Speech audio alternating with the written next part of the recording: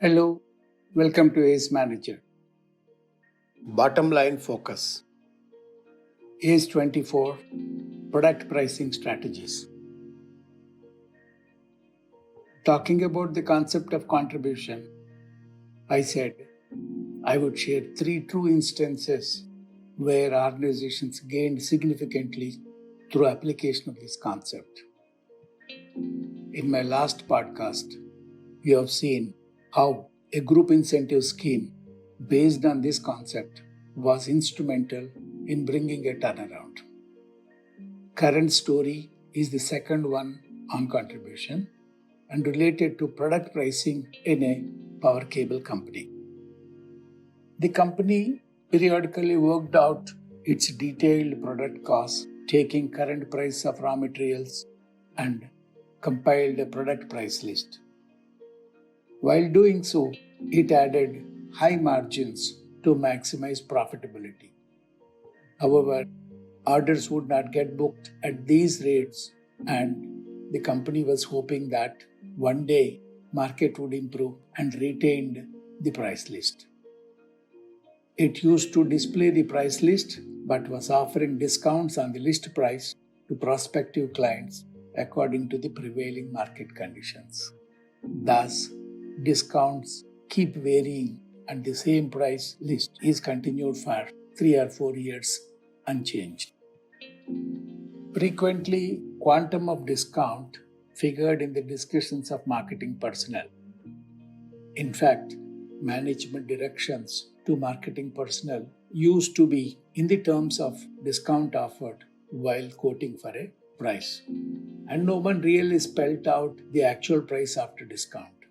Thus, when someone inquires at what price an order was booked and the response could be 37, it meant that the order was booked at 37% discount over the list price. When I joined this organization in 1998, the list price, which was finalized in the year 1994, was in use. Over the 4 years, because of glut in the demand for capital goods industry and a steep fall in market prices, discounts prevailing were very high, in some cases going up to 65%. This company was primarily dealing in two types of power cables. One type was aluminum cables and the other was copper cables.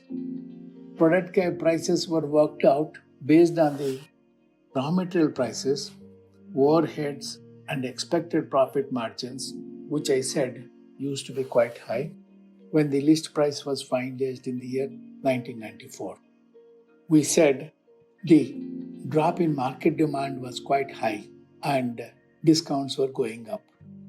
The company followed a policy of one discount for aluminum cables and one discount for copper cables based on what the market could bear.